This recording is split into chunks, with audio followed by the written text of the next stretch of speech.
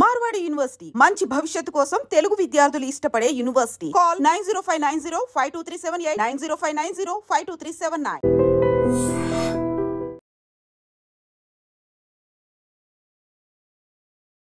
నమస్తే, welcome to I dream social spotlight with కవిత.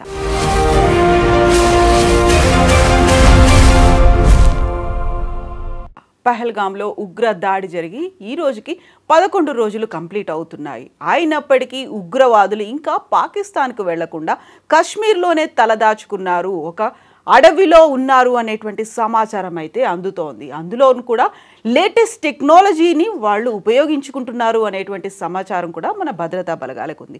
ఓవరాల్గా అక్కడ ఉన్నటువంటి స్లీపర్ సెల్స్ని మన ఆర్మీ ఏం చేయబోతోంది, ఎలాంటి యాక్షన్ తీసుకోవాల్సినటువంటి అవసరం ఉంది, స్థానికులు అయితే పూర్తిగా వ్యతిరేకిస్తున్నప్పటికీ ఉన్నటువంటి స్లీపర్ సెల్స్ చేస్తున్నటువంటి అరాచకాల మీద ఎలాంటి చర్యలు తీసుకోవాలి, యాక్చువల్గా ఇలాంటి ఇన్సిడెంట్స్ ఎందుకు జరుగుతున్నాయి, మనతో పాటుగా ఒక army person, son and social activist RJ Shekhar Basha గారు ఉన్నారు. హలో అండి శేఖర్ గారు, నమస్తే.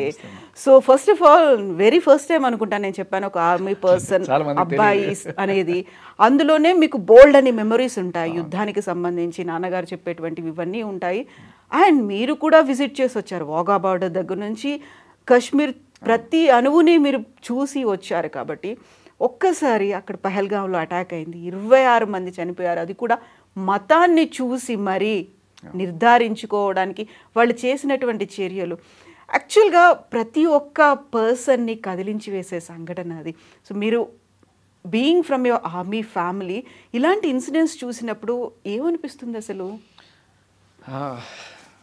ఆ పర్సెప్షన్ కాదు కానీ బట్ నేను ఫస్ట్ చెప్పేది ఏంటంటే, ఇక్కడ ఈ బైసరన్ వ్యాలీ ఏదైతే ఉందో అది మొత్తం అడవులు. బేసికలీ వాళ్ళు ఎంచుకోవడానికి కూడా కారణం దాక్కోవడానికి వెసులుబాటు అక్కడ ఉంటుంది అనే అది. దాంతోపాటు మీరు చెప్పినట్టుగా ఈ ఇంటి దొంగలు లేకుండా వాళ్ళు వచ్చే ఛాన్సే లేదు, ఎందుకంటే బార్డర్ నుంచి 200 కిలోమీటర్లు ఉంది ఇది. సో ఏ పూంచో, రాజోరియో, సోపూరో ఇటువంటి ఏరియాలకి అయితే బార్డర్ పక్కనే ఉంటాయి కాబట్టి ఏదో రకంగా, బట్ అంత దూరం నుంచి ఇక్కడికి వచ్చి ఇక్కడ ఉండి చేశారు అంటే చిన్న విషయం కాదు. ఇంకోటి ఏంటంటే ఈ ఏరియా, ఈ బెల్ట్ ఏదైతే ఉందో, మీరు ఎప్పుడైనా మనం కాశ్మీర్ వెళ్తే చూడడానికి సోన్మార్గ్, గుల్మార్గ్, పెహల్గాము, తర్వాత కార్గిల్, లే, లడాక్ ఇవి చూసుకుంటూ పోతారు తప్ప మీరు ఎప్పుడు కూడా దాన్ని దాటి పైకి వెళ్ళి రాజోరియో, పూంచో ఈ జిల్లాలకి మనం వెళ్ళాం, ఎందుకంటే ఉద్రిక్తంగా ఉంటాయి, సేఫ్ కూడా కాదని చెప్పి అంటారు. బట్ ఈ ఏరియాస్లో ఎప్పుడు కూడా గొడవలు అనేవి లేవు, శాంతియుతంగానే ఉండేది. ఏదన్నా ఉంటే అమర్నాథ్ యాత్రికులను టార్గెట్ చేసేవాళ్ళు అంతకుముందు, కానీ ఇప్పుడు మామూలు టూరిస్టులను టార్గెట్ చేసింది ఎప్పుడూ లేదు. సో ఫస్ట్ టైం ఇటువంటిది జరిగితే చాలా అసలు భయానకంగా ఉంటుంది. అక్కడ ఎవరన్నా కూడా వెళ్ళాలి అనే దానికి కూడా ధైర్యం చేయరు. కానీ నాకు తెలిసి మళ్ళీ ఇటువంటి జరగకుండా గట్టి చర్యలే తీసుకుంటారు. బట్ వీళ్ళు ఎవరైతే ఉన్నారో వీళ్ళు ఎందుకు చేసి ఉండొచ్చు, అది కూడా మతాన్ని బేస్ చేసుకొని చేసి ఉండొచ్చు అంటే, ఇదేమంటారంటే ఆర్ఎఫ్ రెసిస్టెన్స్ ఫ్రంట్ దీని పేరు, వీళ్ళు చేసిన వాళ్ళ పేరు. వాళ్ళు ఈ లష్కర్ తోయిబాకి సంబంధించి ఒక పిల్లపామది. సో వీళ్ళు బేసికలీ ఎలా ఉంటుందంటే, టెర్రరిస్ట్ ఆర్గనైజేషన్లకి పుట్టినిల్లు పాకిస్తాన్. అది అంటే మనకి మామూలుగా ఐటీ కంపెనీలు ఉన్నట్టు, లేకపోతే పెద్ద పెద్ద మ్యానుఫ్యాక్చరింగ్ టైర్ల కంపెనీలు ఉన్నట్టు, కార్ల కంపెనీలు ఉన్నట్టు అక్కడ టెర్రరిస్ట్ కంపెనీలు ఉంటాయి, హబ్గా ఉంది. ఇది ఎటువంటి అతిశయోక్తి కాదమ్మా, ఏదో మామూలుగా కుళ్ళుతోనూ ఏదో చెప్తున్నట్టు కాదు. ప్రపంచం అంతటికీ తెలిసిన నిజం ఏంటంటే, మనం ఎలా అయితే ఈ మ్యానుఫ్యాక్చరింగ్ కంపెనీలు ఎలా అయితే ఉంటాయో, కార్లు, టైర్లు, ఇట్లా అక్కడ పాకిస్తాన్లో టెర్రరిస్టులను తయారు చేసే కంపెనీలు ఉన్నాయి. సో ఇవి ఇప్పటి నుంచి కాదు, గత 30 ఏళ్ళుగా ఉన్నాయి. అది అన్ఫార్చునేట్లీ వాడు ఏమని చెప్పాలో తెలియదు.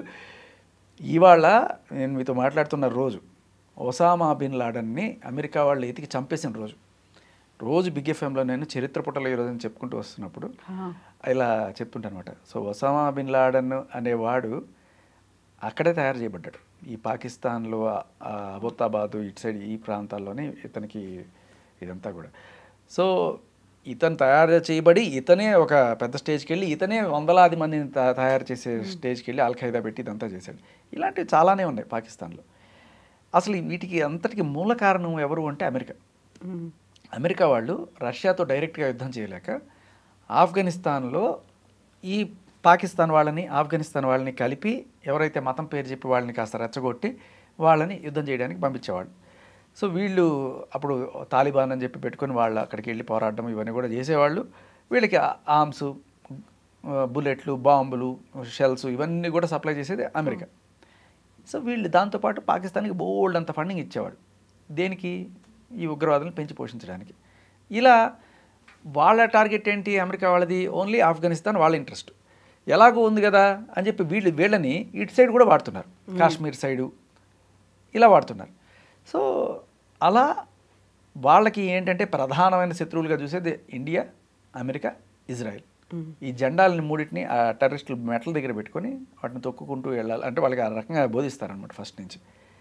ఇప్పుడు ఈ రెసిస్టెంట్ ఫ్రంట్ అనే ఒక పిల్లపాము దీన్ని ఎలా అంటే వీళ్ళు ఒక సార్ ఈ నలుగురు ఉన్నారు సార్ టెర్రరిస్ట్ ఆర్గనైజేషన్లు బాగా ట్రైన్ అయి ఉన్నారు సార్, వీడికి ఆఫర్ ఇద్దాం సార్ ఈసారి, నువ్వు ప్రూవ్ చేసుకోవాలరా అంటే, లేదు సార్ నేను ఖచ్చితంగా ప్రూవ్ చేసుకుంటాను. ఎక్కడ ప్లాన్ చేస్తున్నావు అటాక్ అంటే, ఇండియాలో కశ్మీర్.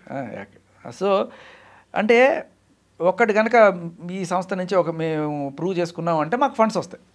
వీళ్ళు కొంతమంది హార్డ్ కోర్ ప్రపంచం అంతా ఇస్లామే అయిపోవాలి అని చెప్పి, ఇంకా వేరే వాళ్ళు కాఫీర్స్ అంతా చచ్చిపోవాలి, నాశనం అయిపోవాలి అని కోరుకునే కొంతమంది ఛాందస ముస్లింలు, కొంతమంది సౌదీలో ఉండొచ్చు, ఒమన్లో ఉండొచ్చు, ఎక్కడైనా ఉండొచ్చు, వాళ్ళు కొంతమంది ఫండింగ్ చేస్తుంటారు. దీనికి తోడు అమెరికా వాళ్ళు కూడా కొంత ఫండింగ్ చేసి ఇప్పుడు అయితే ఆపేశారు, కానీ ఒకప్పుడు ఉండేది. వీళ్ళు ఏంటంటే మీరు ప్రూవ్ చేసుకోండి, ఇగో సార్ ఈ ఆర్గనైజేషన్ సార్ వీడు బాంబేలో పేల్చాడు సార్, హైదరాబాద్లో పేల్చాడు సార్, మొన్న చాలా ఎక్స్పీరియన్స్ సార్, మొన్న కెన్యా ఎంబసీ కూడా పేల్చాడు సార్, వేరే వేరే ఎంబసీస్ని కూడా వీళ్ళు టార్గెట్ చేస్తుంటారు. ఇది సార్ వీడిది సార్ అనగానే సరే మీరు ప్రూవ్ చేసుకోండి, మేము ఈసారి మీకు గట్టిగా ఫండ్స్ ఇస్తాం అన్నప్పుడు వీళ్ళు ఏదో ఒకటి చేయాలి, వాళ్ళ ఉనికిని చాటుకోవడం కోసం చేసే పనుల్లో. అందులో కూడా ఏంటంటే ఎప్పుడైతే ఈ మతం చూసి మరి చేస్తున్నారంటే ఆ మత ఛాందస్ను బాగా ఇమిడిన వాడెవడో వీళ్ళని తోసాడు ముందుకి, ఉంది. సో అలా వీళ్ళు ఇప్పుడు అటాక్ చేయడమే కాదు, ఓన్లీ అక్కడ హిందువుల్ని టార్గెట్ చేయడం అనే కాన్సెప్ట్ తీసుకురావడం వల్ల ఇక్కడ ఏంటంటే ఒక డివైడ్ కూడా సృష్టించడం. ఇండియాలో హిందువులనే టార్గెట్ చేస్తున్నారు అనగానే ఇక్కడ ఉండే హిందువులకి ఆటోమేటిక్గా ఇక్కడ ఉన్న ముస్లింల మీద ఏదైనా నఫరత్ పెరగడం ఇటువంటివన్నీ అవుతాయేమో, గొడవలు వస్తాయేమో అని చెప్పి అనుకున్నారు. కానీ వాళ్ళు అనుకున్న దానికి కంప్లీట్ రివర్స్ అయింది. ఇక్కడున్న ముస్లింలు కూడా పాక్ ఆక్యుపైడ్ కాశ్మీర్ మొత్తం తీసేసుకోండి సార్, గుస్కే మారేంగే और फिर आएंगे नहीं, फिर उधर ही बैठेंगे, మళ్ళీ ఇంకా వెనక్కి రావం, అది పాక్ ఆక్యుపైడ్ కాశ్మీర్ ఈసారి మనం ఎట్టి పరిస్థితుల్లో తీసుకొని తీరాల్సిందే అని చెప్పి మనకి ఓవైసీ కూడా చెప్తుండే. సో ఇక్కడ వాళ్ళే కదమ్మా నేను చెప్తున్నాను, నేను వెళ్ళి కాశ్మీర్లో చూసినప్పుడు కాశ్మీరీస్ అందరూ కూడా they are very peace loving people. వాళ్ళకి ఏంటంటే రోటీ కపడా మకాన్ అంతా కూడా టూరిజం మీదే వస్తుంది. అటువంటి ఒక్కడు చేసిన పని వల్ల ఇవాళ 100 మంది పొట్టగొట్టినట్టు అవుతుంది వాళ్ళకి. సో వాళ్ళందరూ రగిలిపోతున్నారు, వాళ్ళు ఖచ్చితంగా సహకరిస్తారు వీళ్ళని పట్టుకోవడంలో, దాంట్లో ఎటువంటి డౌట్ లేదు. కానీ ఎవరైతే ఈ సానుభూతి పరులు ఉన్నారో వాళ్ళు కూడా ఉన్నారు. 100కి 90 మంది ఇలాంటి వాళ్ళు అంటే ఒక 10 మంది అక్కడ ఇటువంటి వాళ్ళు ఉండొచ్చు. కానీ మీరు గమనిస్తే ఒకప్పుడు కన్నా చాలా తగ్గిపోయింది. ఒకప్పుడు ఈ స్టోన్ పెల్టింగ్ మీరు కూడా చూసామని చెప్పారు ఇందాక, టియర్ గ్యాస్ షెల్స్, అడుగు అడుగున ప్రతి వాహనాన్ని తనిఖీ చేసేటువంటి పరిస్థితి. ఇప్పుడు అది మారిపోయింది సిచ్యువేషన్. ఆఫ్టర్ ఆర్టికల్ 370ని తీసేసిన తర్వాత కంప్లీట్ మారిపోయింది. ఇప్పుడు అందరూ కూడా దే ఆర్ హ్యాపీలీ లివింగ్. ఇది నచ్చదు. ఇప్పుడు ఏంటి, ఏదో గొడవ జరిగితే ఈ గొడవ వల్ల యుద్ధం వస్తే అందరికన్నా ఫస్ట్ బాగుపడేది ఎవడంటే అమెరికా వాడు. ఎలా అంటే ఇటు సైడ్ వాడికి ఇటు సైడ్ వీడికి ఆయుధాలు సప్లై చేస్తుంటాడు. మీరు కొనుక్కోండి F-16 కొనుక్కోండి, లేకపోతే ఇంకోటి కొనుక్కోండి అని చెప్పి. సో బయటికేమో పెద్దన్నగా పలుకుతూ ఉంటారు. కానీ మేము చాలా రోజులు ఇచ్చాము, శాంతి ఉంది ఇది భారత ఉపఖండంలో, శాంతి వల్ల మాకు ఉపయోగం ఉండదు, మీరు కాల్చుకొని బుల్లెట్లు అన్నీ అయిపోతేనే కదా కొత్త స్టాక్ మేము పంపిస్తుంటాం. సో ఇది వాళ్ళకి ఒక రకంగా ఇదే. సో ఇంకొకటి ఏంటంటే ఇక్కడ మనకి సపోర్ట్ వస్తున్నది ఇజ్రాయెల్ కావచ్చు, రష్యా కావచ్చు. వాళ్ళు ఇలా డొంక తిరుగుడు ఉండదు, స్ట్రైట్గా ప్రాణం పెట్టి వచ్చేస్తారు వాళ్ళు మన కోసం. అమెరికా లాగా దీంట్లో డబ్బులు ఎత్తుకుందాం అనే ఆలోచనలు వాళ్ళకు ఉండవు. ప్యూర్ హార్టెడ్గా వాళ్ళు ఇజ్రాయెల్ వాళ్ళు గట్టిగా సపోర్ట్ ఉంది మనకి.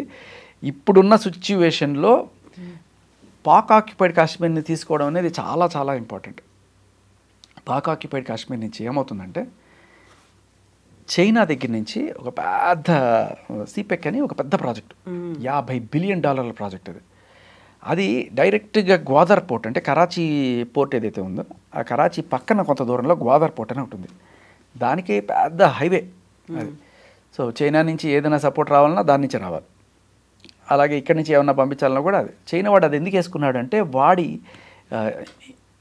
ప్రోడక్ట్స్ అన్నీ కూడా ఎక్స్పోర్ట్ చేయడానికి వేరే దేశాలకి ఇంతకుముందంతా సీ రూట్లో మొత్తం తిరుక్కొని రావాలి. ఈ రూట్ కనుక వస్తే మనకి ఈజీగా ఈ పోర్ట్ నుంచి మిగతా చోటికి వెళ్ళిపోవచ్చు అని వాళ్ళు దీన్ని అన్ని $1 బిలియన్ పెట్టి చేసుకున్న ప్రాజెక్ట్ అది.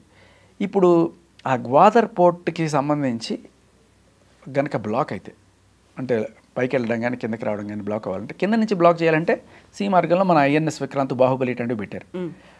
పైన బ్లాక్ చేయాలి అంటే గిల్గిట్ బల్టిస్తాన్ అని ఇప్పుడు మన భారత మ్యాప్లో మీరు చూస్తే పైన తలలాగా ఉంటుంది కదా, నిజానికి యాక్చువల్గా తల కొట్టేసినట్టు ఉంటుందని మనం చెప్పుకోవాలి. ఎందుకంటే ఆ పైన ఆ పర్టికులర్ పార్ట్ ఏదైతే ఉందో పాక్ ఆక్యుపైడ్ కాశ్మీర్ అది గిల్గిట్ బల్టిస్తాన్ అది దాని పేరు.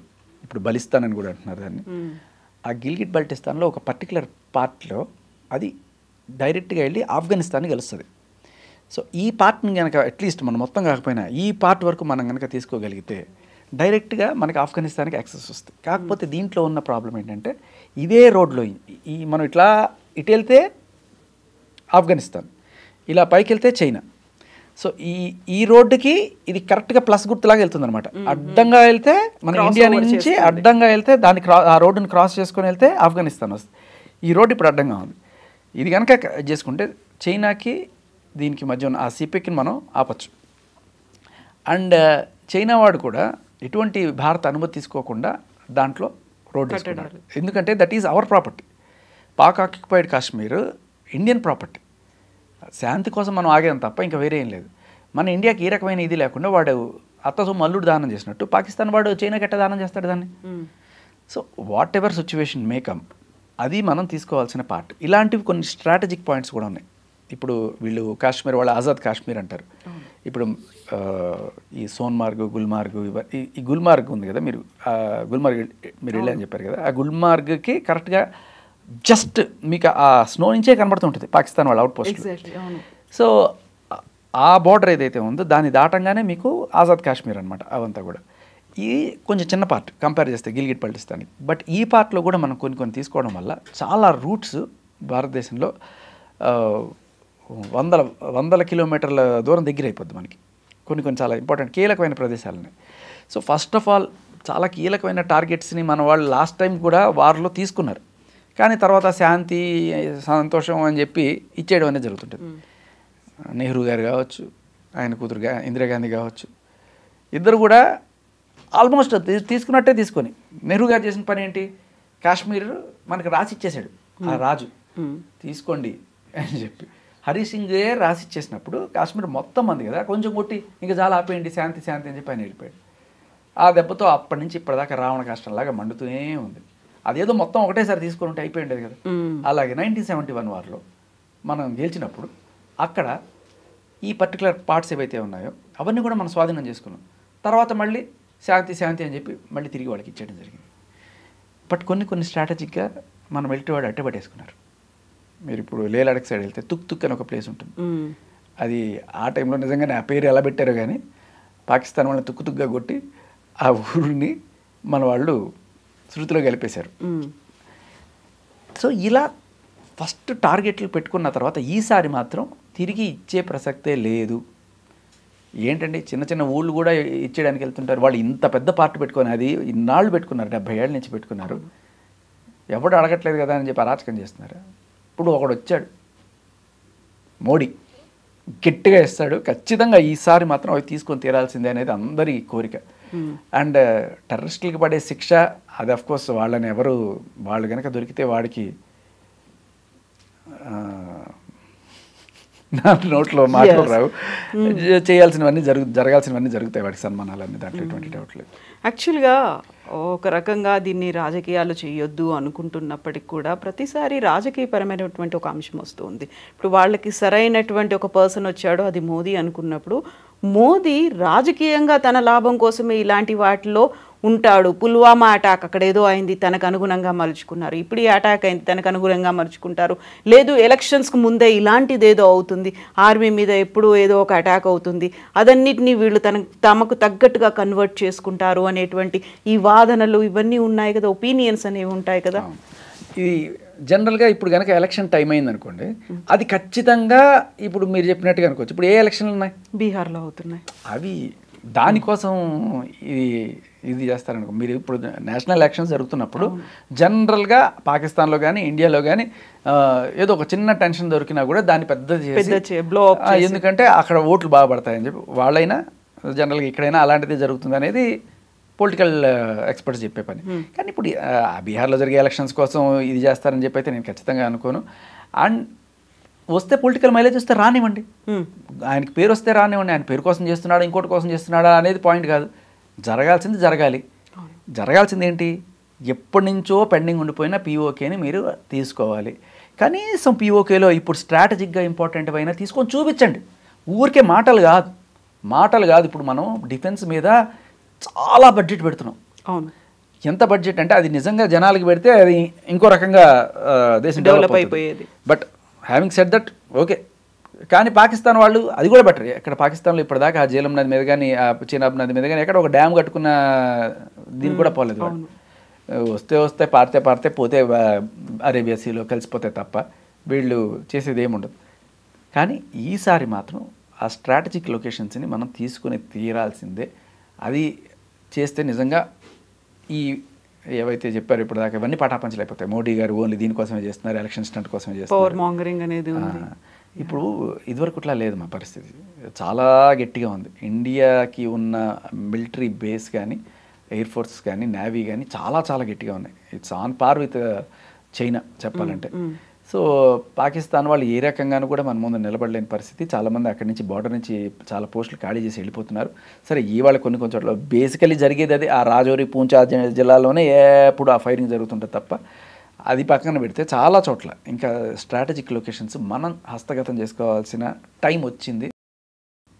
మూడోసారి మోడీ గారు ప్రధానమంత్రి అయితే మరి మళ్ళీ ఇప్పుడు కాకపోతే ఇంకెప్పుడు మళ్ళీ ఇటువంటి బలమైన నాయకుడు ఎప్పుడు వస్తాడో ఉన్నప్పుడే రేపు ఉండగానే ఇల్లు చక్కబెట్టేయాలి.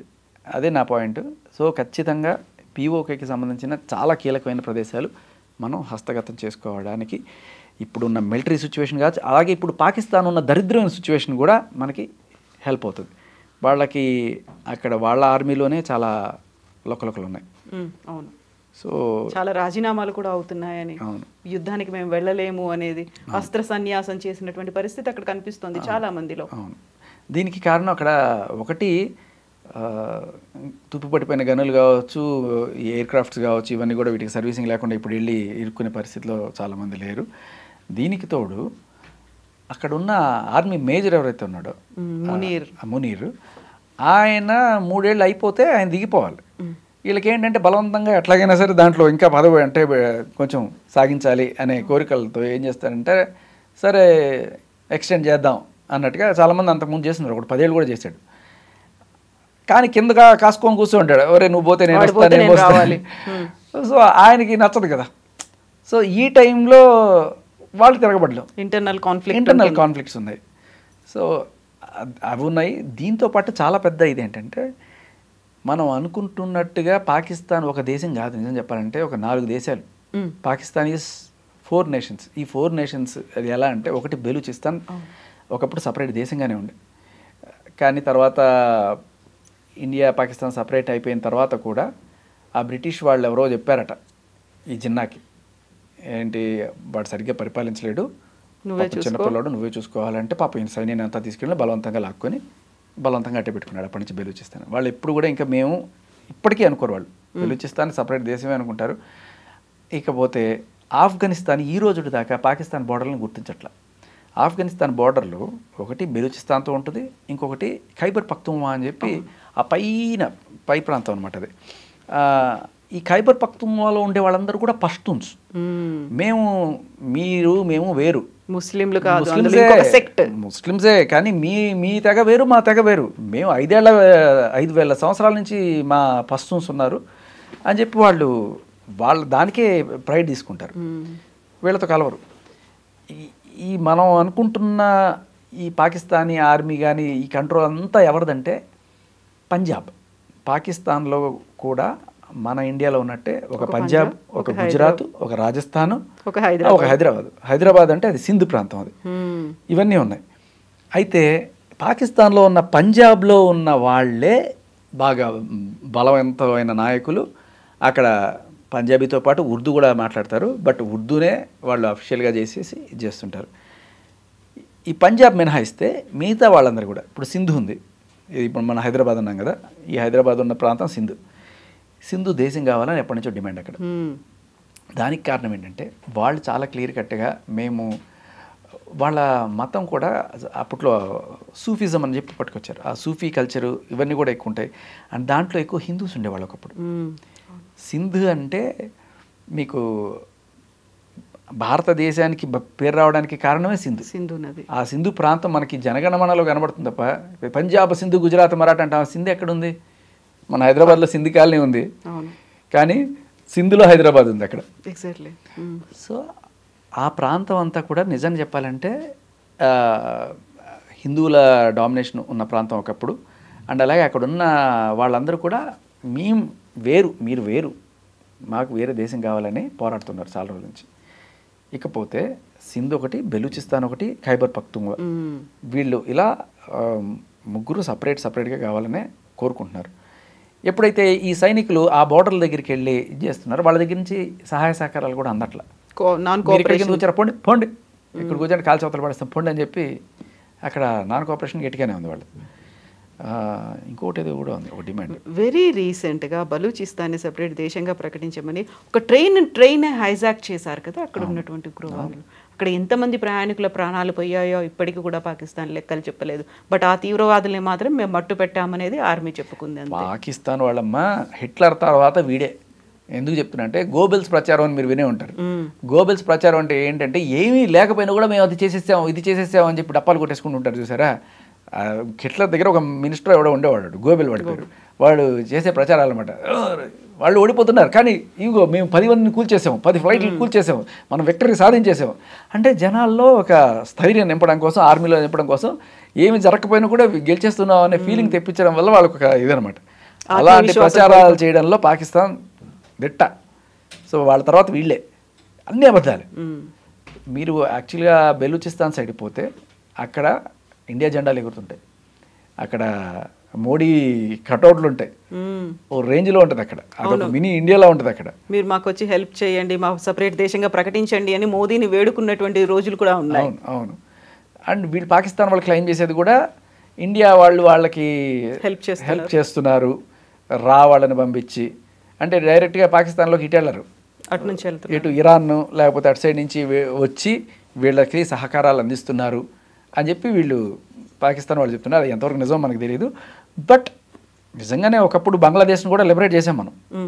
పాకిస్తాన్ నుంచి బంగ్లాదేశ్ సపరేట్ అయిపోయింది. ఎందుకంటే పాకిస్తాన్ వాళ్ళ అరాచకాలు దాష్టికాలు తట్టుకోలేక వాళ్ళు, తప్పేం లేదు, వాళ్ళు కోరుకుంటున్నారు దేశం. మేబీ బెలూచిస్తాన్ కూడా సపరేట్ కావాలని కోరుకుంటున్నారు.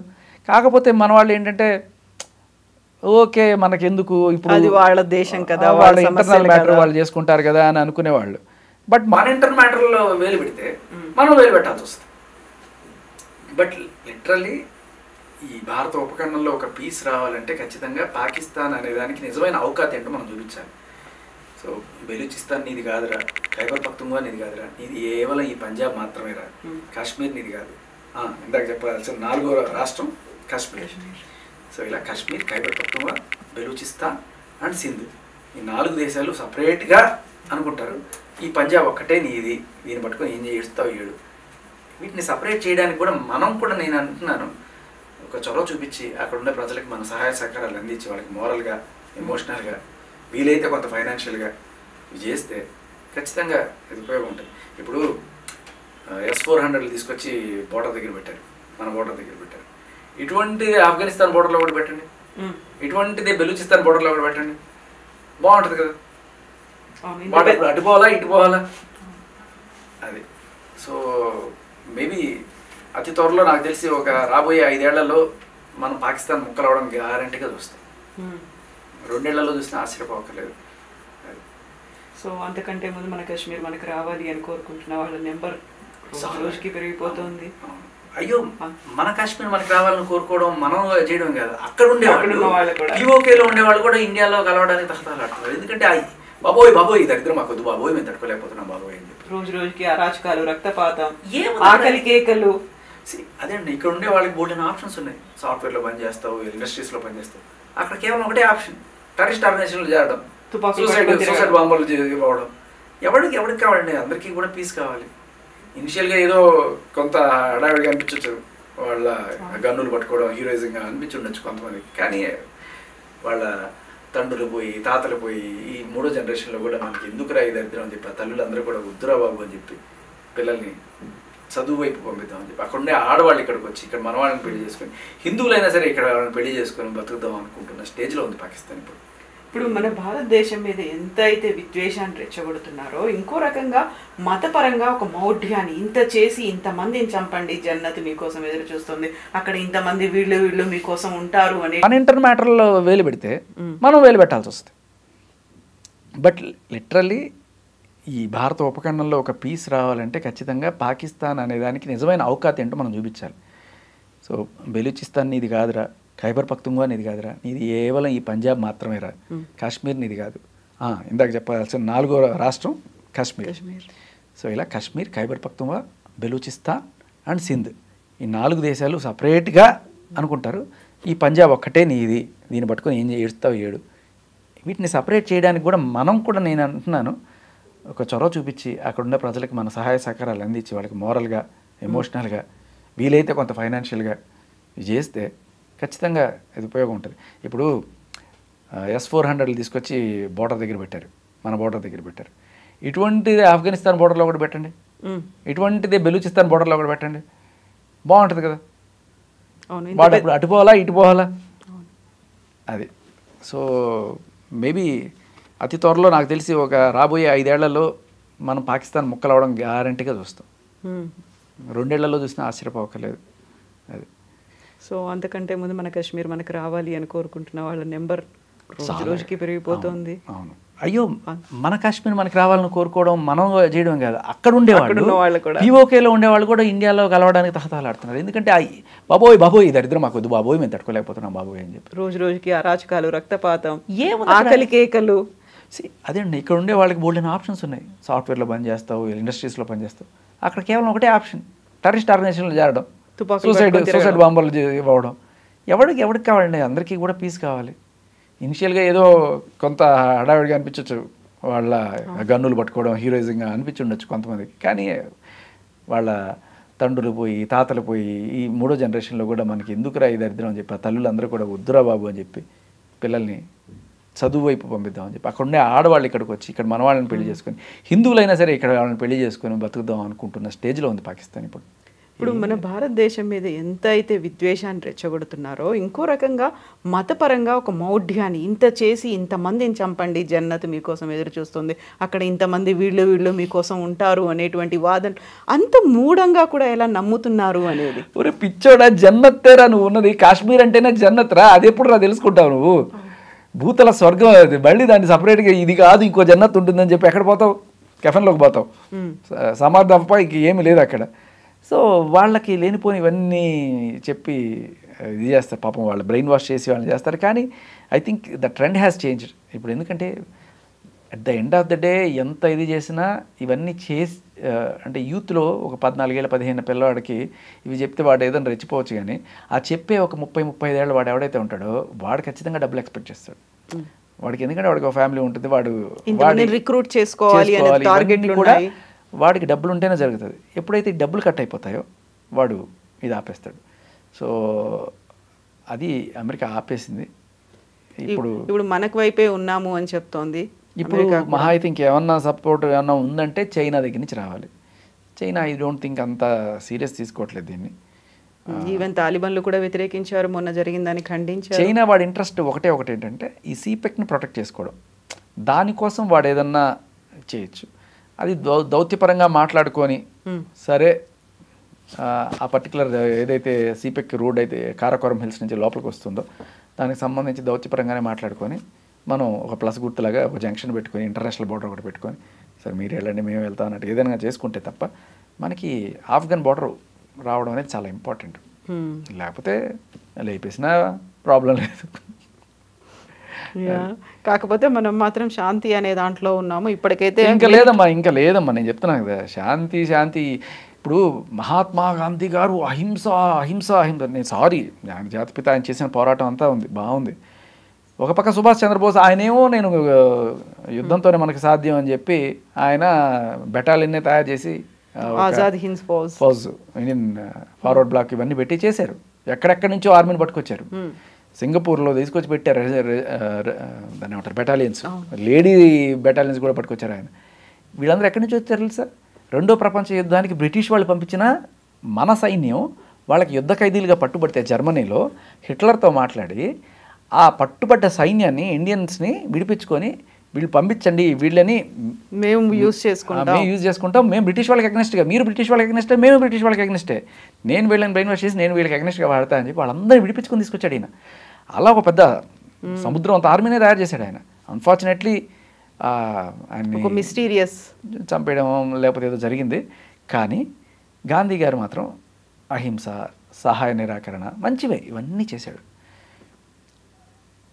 సుభాష్ చంద్రబోస్ చేసిన ఆ పని వల్ల మేబీ ఇటు సైడు జపాన్ వాళ్ళు వస్తున్న టైంలో కొంతమంది ఇటు సైడ్ నుంచి మన వాళ్ళు జపాన్ వాళ్ళతో కలిసి బ్రిటిష్ వాళ్ళ మీద దాడి చేసినప్పుడు కొంతమంది క్యాజువాలిటీస్ అన్నీ జరుగుంటాయి. మహా అయితే ఒక 100 మంది 50 మంది అలా. బట్ గాంధీ గారు అహింస అంటూ కొట్టుకోవద్దు, ముస్లింలు హిందువులు ఎస్పెషల్లీ కొట్టుకోకుండా ఉండడానికి మనం ఏం చేయాలి అంటే, వాళ్ళు అడుగుతున్నారు కదా పాపం దేశం ఇచ్చేద్దాం అని చెప్పి ఆయన తీసుకున్న ఒక డెసిషన్. ఆ రోజున ఎంతమంది చచ్చిపోయారు తెలుసమ్మా? 10 లక్షల మంది. The biggest massacre ever happened on earth. అహింస పరమధర్మ అని బోధించిన మహాత్ముడి వల్ల, ఆయన తీసుకున్న ఒక్క డిసిషన్ వల్ల, ఆయన జీవితం అంతా అహింసను బతికి ఒకే ఒక్క డిసిషన్ 10 లక్షల మంది చచ్చిపోయారు, అటుపక్క ఇటుపక్క. ఎవరిది పాపం? ఒక్క డిసిషన్, 1 డిసిషన్, రాంగ్ డిసిషన్. తర్వాత నెహ్రూ గారు ఆయన ఏం చేశారు? కాశ్మీర్ తీసుకోవాల్సి వచ్చినప్పుడు తీసుకోకుండా అక్కడ ఆపేసి దీన్ని ఐక్యరాజ్య సమితికి తీసుకెళ్ళి అక్కడి నుంచి ఇక్కడికి ఆపేద్దాం అన్నప్పుడు అక్కడి నుంచి మొదలుపెట్టి 70 ఏళ్ల పాటు 70 సాల్ అంటారు హిందీలో, 70 సాల్ కా పత్తర్బాజీ చల్లరా, రాళ్లతో కొట్టడం, సైనికుల్ని ఇది చేయడం, ఏదో రకంగా నడుస్తూనే ఉంది. 3 యుద్ధాలు జరిగినాయి, 4 యుద్ధాలు కాశ్మీర్ తోటి. ఎంత ప్రాణ నష్టం, ఎంత డిఫెన్స్ మీద డబ్బులు ఖర్చు పెడుతున్నారు అటుపక్క ఇటుపక్క, just because of Nehru. Just because of Gandhi 10 లక్షల మంది చచ్చిపోయారు. జస్ట్ బికాస్ ఆఫ్ నెహ్రూ 70 ఏళ్ల పాటు రావణ కష్టం రగులుతుంది. ఇప్పటికీ కూడా మనం ఇదే శాంతి మంత్రం పఠిస్తూ ఉంటే మోడీ గారు కూడా అట్లా చేస్తారని నేను అనుకోను. ఎందుకంటే he's different from Gandhis and Nehrus. He will definitely take back అనేదే ప్రతి ఒక్కరి భారతీయుడి నమ్మకం. అప్పుడు చేసిన తప్పుల్ని ఈయనైనా సరిచేస్తారు అనే ఒక ఆశతో దేశం మొత్తం ఎదురు చూస్తుంది ఇవాళ. Let's hope he will bring that. Yes Shekhar గారు, థ్యాంక్ యూ సో మచ్. బోల్డంత మంది కూడా ఎదురు చూస్తున్నారు. ఇంకా శాంతి చర్చలు, ఒప్పందాలు ఇవన్నీ చాలు, ఈ రక్తపాతం చాలు. మీరు అన్నట్టుగా భూతల స్వర్గం ఎప్పటిలాగా అలా కళకళలాడుతూ పచ్చగా ఉండాలి అనేది. థ్యాంక్ యూ సో మచ్ అండి. నిజంగా ప్రస్తుతం ఉన్నటువంటి సమాజం దేనికి ప్రయారిటీ ఇస్తుంది? ఆర్థిక సంబంధాల చుట్టూ మాత్రమే తిరుగుతుంది. మళ్ళీ ఎన్నికలంగానే చాలా విరక్తి కలుగుతున్నాం. మంచి అనిపిస్తుంది కదా, లేడీస్ కూడా ఛాలెంజింగ్ జాబ్స్ చేసినప్పుడు చాలా బాగుంటది. ట్రాఫిక్ అసిస్టెంట్స్ గా నియమించిన ట్రాన్స్జెండర్స్ అందరితో సాల్యూట్ చేయించుకుంటున్నారు. ఫుడ్ డెలివరీ ఇవ్వటానికి వెళ్ళినటువంటి డెలివరీ బాయ్ అనిల్ పై కళ్ళ ముందు